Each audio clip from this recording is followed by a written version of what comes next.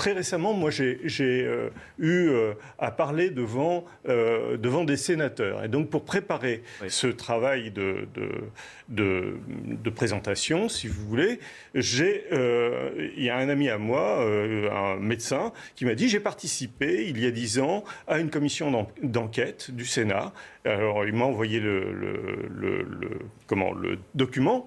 Alors, c'est un document qui fait 600 pages. Mais il y a eu un document abrégé de 160 pages environ. Ouais. Et quand j'ai lu ça, je me suis dit, mais c'est pas possible, c'est un faux.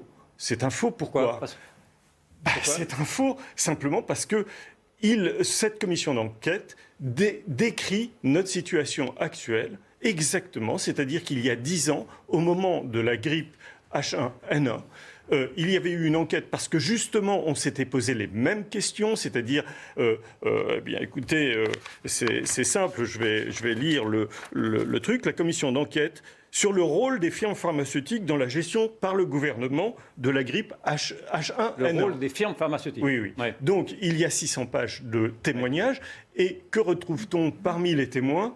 Eh bien, tous les acteurs de cette épidémie, c'est-à-dire qu'on retrouve Delfrécy, on retrouve Brino... Vous voulez nous dire quoi Ce que je veux dire, ce que je veux dire, c'est que tout était écrit. On a l'impression que les gens ont pris ce rapport, l'ont lu, et ce rapport qui nous disait « voilà ce qu'il ne faut pas faire », ils ont fait exactement ce qu'il ne fallait pas faire. Vous nous faites un procès d'incompétence de ceux qui nous ont gouvernés, c'est ce que vous dites ? C'est à peu près ça, oui, c'est exactement ce que je dis. C'est que aujourd'hui, on nous dit qu'on nous a protégés, mais non, on a fait exactement le contraire de ce qui était écrit dans ce rapport, où on nous donnait exactement tout ce qu'il fallait sans rentrer faire. Dans les grandes lignes du rapport, parce qu'on n'a pas de temps, mais qu'est-ce qu'il disait, quelles étaient les solutions qu'on aurait dû appliquer si on avait été raisonnable ? Le constat, c'est que c'est un constat sur la préparation des esprits.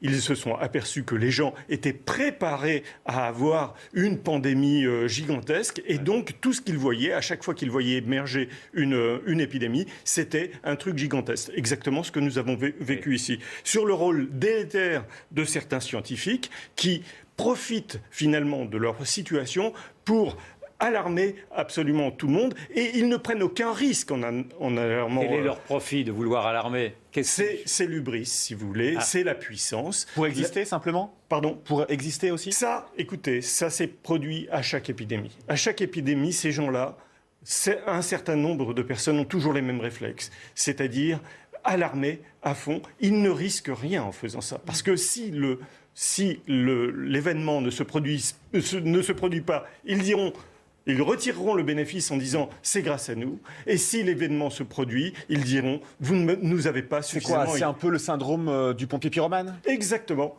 Vous l'avez dit, c'est exactement le syndrome du... Mais je peux continuer comme ça. Sur le rôle néfaste des tests, c'est écrit en toutes lettres. Sur le rôle dévastateur des modèles mathématiques. Sur le rôle de l'OMS. Sur la stupidité de la vaccination de masse. Sur les conflits d'intérêts de certains influenceurs. Sur la stabilité. Tout ça est écrit. Pardon ? Sur la vaccination de masse, qu'est-ce qu'il disait si c'est pas bien, trop long, écoutez, M. François Autain, qui était président de la commission, demandait quels étaient les fondements scientifiques de la vaccination de masse. Parce que, souvenez-vous, on avait acheté...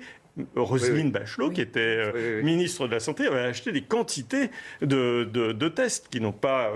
Parce que les gens se sont quand même méfiés à l'époque. Il n'y avait pas, si vous voulez, le truc. Donc, ce qu'il disait, c'est que ceci apparaît d'autant plus... Je lis ce qui est écrit dans le...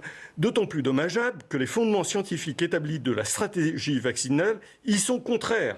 Une vaccination de masse ne présente d'intérêt collectif que si elle est achevée avant l'arrivée du virus, afin d'obtenir un effet barrière qui empêche la circulation au sein des populations. Pourquoi n'a-t-on pas voulu relayer ? Mais pourquoi ? C'est ce que vous dites est absolument ahurissant. Mais sur tous les points. Pourquoi les autorités n'ont pas voulu relire ce qu'elles avaient cautionné à l'époque ? C'est ça que je n'arrive pas à comprendre. Il y a une irrationalité. Mais écoutez, il faut quand même... Et mon autre question, parce que le temps presse, et pourquoi ne vous a-t-on pas écouté ? Parce qu'en fait, vous êtes de ceux qui ont été immédiatement marginalisé, radié et caricaturé. Alors, je ne suis pas seul. Non, je ne suis pas seul, non, je sais bien. Toute personne... Et c'est d'ailleurs pour ça que je vous ai invité, c'est parce que vous n'avez pas réussi à vous faire entendre.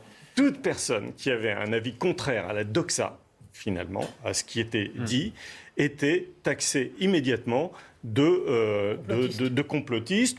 Par exemple,